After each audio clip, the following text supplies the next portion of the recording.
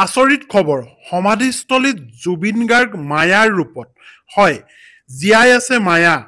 আচলতে কি এয়া জুবিন গাৰ্গৰ সমাধিস্থলীত মায়াৰ ৰূপত জুবিন গাৰ্গ আচৰিত নহয়নে কথাটো আচৰিত যেন লাগিলেও কিছু সত্যতা আছে আপোনালোকক গোটেই কথাখিনিয়ে মই ভাঙি পাতি কম আৰু যেতিয়া কথাখিনি আপোনালোকে গম পাব আপোনাৰ গাৰ নোম শিয়ৰি উঠিব আপোনালোকে এটা কুকুৰ দেখি আছে হয় ইয়াতে আছে সেই কাহিনীটো লুকাই কাৰণ জুবিন গাৰ্গে গোটেই পশু পক্ষী জীৱ জন্তু সকলোকে ভাল পাইছিল কিন্তু এতিয়া এই জুবিন গাৰ্গ আচৰিত যেন লাগিলেও তেওঁৰে সমাধিস্থলীত তেওঁ মায়াৰ ৰূপত আহি এতিয়া বিদ্যমান হৈ আছে আৰু এই মায়া কোন কেনেকৈ জুবিন গাৰ্গ বিদ্যমান হ'ল নিজৰ সমাধিস্থলীত নিজে আহি এয়া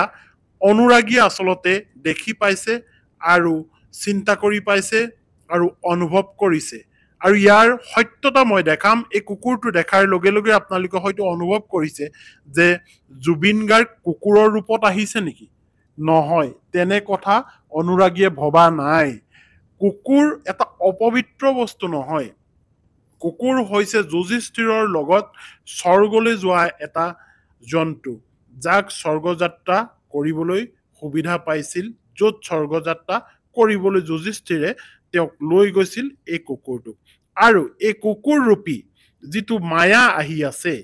এই মায়া হৈছে জুবিন গাৰ্গৰ এটা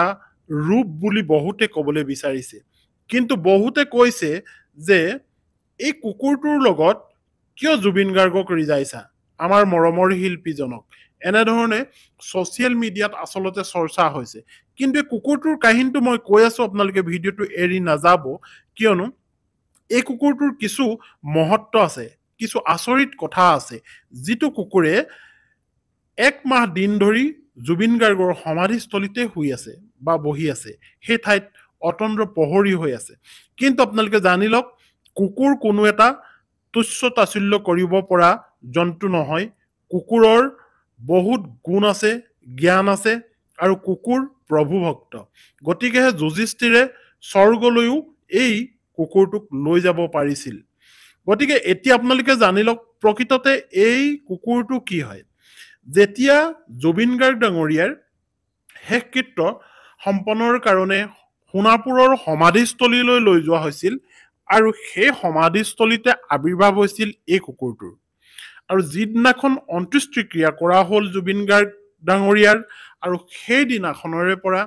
এই কুকুৰটো আচলতে এই সমাধিস্থলীত বিদ্যমান আৰু সকলো ৰাইজে আচলতে দেখিছে এই কুকুৰটোক কাৰণ চাওক ই শুৱা সময়ত শুৱে বহা সময়ত বহে এনেকৈয়ে এই সমাধিস্থলীত এই কুকুৰটো আচলতে ঘূৰিয়ে ফুৰিছে আৰু এই কুকুৰটো সকলো অনুৰাগীয়ে দেখা পাইছে এতিয়া এই কুকুৰটোনো মায়া কেনেকৈ হ'ল এই মায়া জুবিন গাৰ্গ কেনেকৈ হ'ল এই কথাখিনি আপোনালোকে শুনক এয়া অনুভৱ মাত্ৰ অনুৰাগীৰ বহু অনুৰাগীয়ে কৈছে যে জুবিন গাৰ্গে এই কুকুৰটোৰ ৰূপ লৈ অৰ্থাৎ এই মায়াৰ ৰূপ লৈ আচলতে তেওঁ নিজৰ সমাধিস্থলীত এনেকৈ শুই আছে আৰু অনুৰাগীসকলক চাই আছে এনেকৈ ক'ব বিচাৰিছে আৰু কিছুমানে কৈছে এয়া নহয় এয়া ভ্ৰান্ত ধাৰণা এতিয়া এই কুকুৰটোৰ আচলতে নাম হৈছে মায়া আপোনালোকক খুব ভালকৈ কৈছো কথাখিনি কাৰণ বৰ্তমান সময়ত জুবিন গাৰ্গৰ যি কথাখিনি চলি আছে ইয়াৰ মাজতে আপুনি ৰাতি ৰাতি দেখা পাইছে যে গৰিমা গাৰ্গ ডাঙৰীয়ানীয়ে সেই স্থানলৈ গৈ অৰ্থাৎ সোণাপুৰৰ সমাধিস্থলীলৈ গৈ তাত জুবিন গাৰ্গক কিছু প্ৰাৰ্থনা কৰিবলৈ যায় আৰু যোৱা সময়খিনিত আমি তেওঁৰ বাইটতো দেখিছো কৈছে বাইটত যে মোৰ যদি কিবা ক'ব লগা থাকে তেনেহলে মই জুবিন গাৰ্গক ক'বলৈ এই সমাধিস্থলীলৈ আহোঁ আৰু ইয়াতে কওঁ তেখেতে ৰাতি যায় আৰু তেওঁৰ লগত বহুত অনুৰাগী থাকে বহুতে জয় জুবিন বুলি ধ্বনি দিয়ে হয় আৰু এই কুকুৰটো যেনেকৈ অনুৰাগীসকলে প্ৰত্যক্ষ কৰিছে সেই দিনটোৰ পৰাই অন্ত্যেষ্টিক্ৰিয়াৰ সেই দিনটোৰ পৰাই আৰু সেই দিনটোৰ পৰা আজি দিনটোলৈকে একমাহ পূৰ হোৱালৈকে এই কুকুৰটো ইয়াতে বিদ্যমান আৰু এই কুকুৰটো লক্ষ্য কৰিছে গৰিমা গাৰ্গ ডাঙৰীয়ে জুবিন গাৰ্গৰ সহধৰ্মিনী আৰু সেই জুবিন গাৰ্গৰ সহধৰ্মিনী গৰিমা গাৰ্গে এই কুকুৰটোৰ নাম দিলে মায়া। হয়, মায়া বুলি নাম দিলে। এতিয়াৰ পৰা মই আপোনালোকক মায়া বুলি ক'ম, কাৰণ এই মায়াই জুবিন গাৰ্গৰ শেষকৃত্য হোৱা দিনাখনৰ পৰা আজি 1 মাহ পৰ্যন্ত এই সমাধিস্থলীত আছে আৰু সকলোৰে চকু পৰিছে।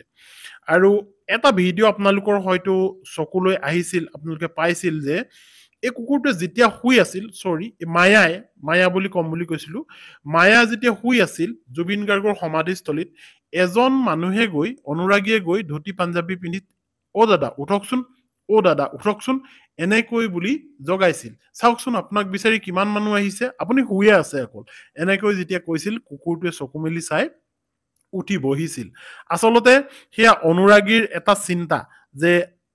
মায়া ৰূপেৰে জুবিন গাৰ্গ হয়তো আহি আমাৰ মাজত আছে। সেইটো কাৰণে জুবিন গাৰ্গক যেতিয়া দাদা বুলি সম্বোধন কৰে, দাদা দাদা বুলি আচলতে সেই মায়াক সম্বোধন কৰিলে। অৰ্থাৎ মই কুকুৰটোৰ কথা কৈ আছো। এতিয়া এই কুকুৰটোক যেতিয়া মায়া বুলি নাম দিলে গৰিমা গাৰ্গে, আৰু গৰিমা গাৰ্গে নাম দিয়াৰ পিছত ই তৎমুহূৰ্ততে মায়া নামেৰে খ্যাত হৈ পৰিল আৰু খুব সোনকালে ভাইৰেল হৈ পৰিল। যদিও আগত বেলেগৰ চকু পৰি আছিল, এই কথাটো ইমান জনা নাছিল। যেতিয়া মায়া বুলি নাম দিয়া হ'ল আৰু এই মায়াৰ এটা খবৰ ওলাল, খবৰটো আহিল যে মায়া ঢুকালে। হয়, মায়া নাই, মায়া এই ইহ সংসাৰত নাই। বহুতে সন্দেহ কৰিলে যে জুবিন গাৰ্গৰ এটা ৰূপ লৈ আহিছিল আৰু 1 মাহ পূৰ হ'ল হয়তো, গতিকে আজি মায়াই ইহলীলা সম্বৰণ কৰি স্বৰ্গলৈ যাত্ৰা কৰিলে। অৰ্থাৎ জুবিন গাৰ্গে তাৰ পৰা নোহোৱা হ'ল, জুবিন গাৰ্গে মায়াৰ ৰূপ লৈ আহিছিল এনেকৈ বুলি ভাবিলে। এইটো ভবাৰ পিছতে খন্তেক সময়তে নিউজত সেইটো পোৱা গ'ল যদিও খন্তেক সময়তে আকৌ আহিল যে মায়া জীয়াই আছে। হয়, মায়া জীয়াই আছে, অৰ্থাৎ এই কুকুৰটো জীয়াই আছে, আৰু এই মায়া